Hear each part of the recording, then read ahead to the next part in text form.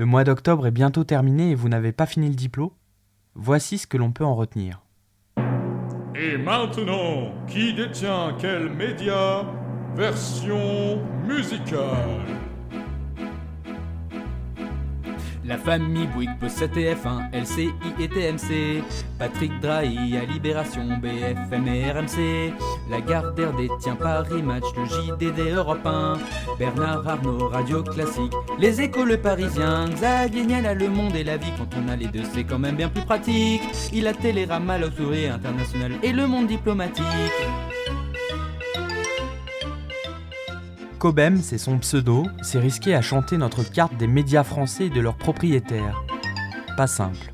Et nous entrons ainsi dans le Diplo daté d'octobre, journal indépendant au sein du groupe Le Monde, rappelons-le, grâce notamment à l'association de ses lecteurs, les Amis du Monde Diplomatique.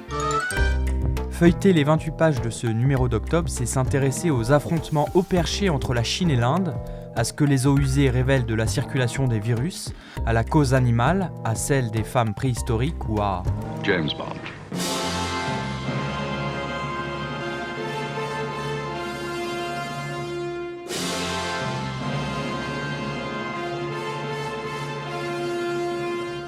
Mais c'est surtout être saisi par la folie. I'm Chris Wallace of Fox News, and I welcome you to the first of the 2020 presidential debates. By the media, by our allies, by the World Bank, by...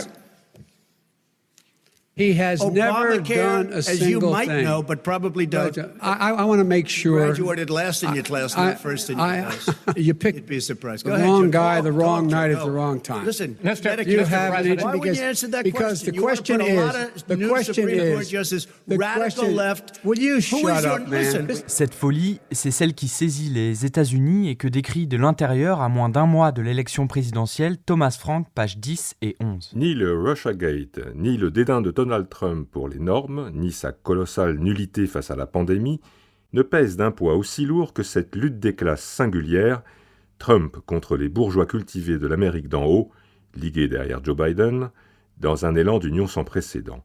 La haine qu'il lui voue ne fait pas de Trump un bon président. Il est objectivement exécrable à ce poste. Mais elle lui permet d'aligner derrière lui des millions de personnes qui, sans cela, se tiendraient à distance d'un bouffon de son espèce. En attendant, presque plus personne n'imagine que l'issue du scrutin sera acceptée par les deux camps, tant chacun redoute le coup d'État de l'autre.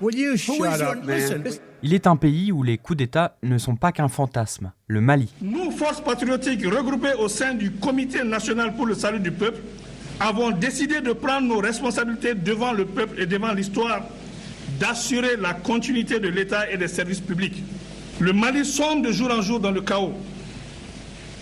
L'anarchie et l'insécurité par la faute des hommes chargés de sa destinée. Coup d'État, coup de grâce, coup de génie. La presse malienne rivalise de jeux de mots pour qualifier les événements du 18 août 2020 qui ont vu un groupe d'officiers supérieurs déposer le président Ibrahim Boubacar Keïta et son premier ministre Boubou Cissé. Alors c'est ça qui a surpris tout le monde, c'est que évidemment quand on entend coup d'État, immédiatement, on a des images extrêmement négatives, l'arrivée des militaires, les putschistes, etc. Et c'est en général le cas. Mais il y a depuis des années, des décennies en Afrique, ce qu'on a surnommé des coups d'État démocratiques, c'est-à-dire que l'armée vient déverrouiller des situations que les politiques n'arrivent pas eux-mêmes à déverrouiller. Il y a des manifestations dans la rue, il y a des élections qui tournent à vide. Anne-Cécile Robert analyse pages 4 et 5 le 4e coup d'État subi par le Mali depuis son indépendance en 1960. Coup d'État intervenu quelques mois à peine après des élections législatives. On assiste à un phénomène qu'on appelle l'électionnisme. Vous avez effectivement des urnes, des gens qui vont voter. Mais ce processus électoral ne repose sur rien parce que les institutions ne sont pas crédibles, parce qu'il y a des tensions. Au Mali, les dernières élections ont été entravées parce que vous avez eu des attaques contre des bureaux de vote. Il y a des présidents de bureaux de vote qui ont été enlevés. Donc le Mali est un avertissement. Car 5 élections présidentielles tendues doivent en effet se tenir en Afrique francophone d'ici la fin de l'année. En Guinée le 18 octobre, en Côte d'Ivoire le 31, également au Burkina Faso, au Niger et en Centrafrique. Un autre pays connaît un mouvement de contestation né d'un scrutin douteux. La Biélorussie d'Alexandre Loukachenko, réélu pour un 6e mandat d'affilée en août. ce n'est pas faute d'avoir prévenu. La Biélorussie, c'est la nôtre. C'est notre bien-aimé. Et sa bien-aimée, on ne l'abandonne pas. Alexandre Loukachenko, l'été dernier.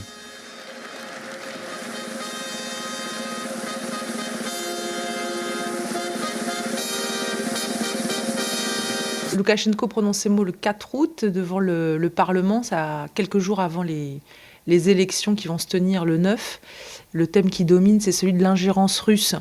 Après la proclamation des résultats, il fait face à une contestation monstre et le voilà obligé de se rapprocher de Moscou, qui est son principal allié. Hélène Richard complète, pages 12 et 13, un reportage auprès des jeunes Biélorusses, sous l'œil de Moscou. Dans ce nouveau contexte, il y a une initiative de plusieurs artistes biélorusses et russes de reprendre cet extrait du discours de Loukachenko pour en faire le refrain d'une chanson en soutien à Loukachenko.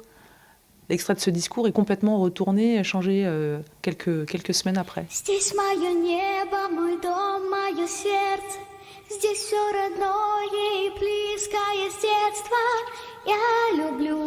Любимую не отдают. On ne rend pas sa bien-aimée. On ne la cède pas.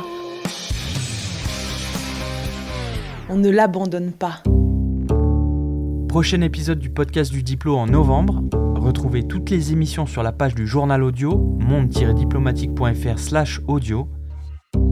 Et d'ici là, rendez-vous en kiosque.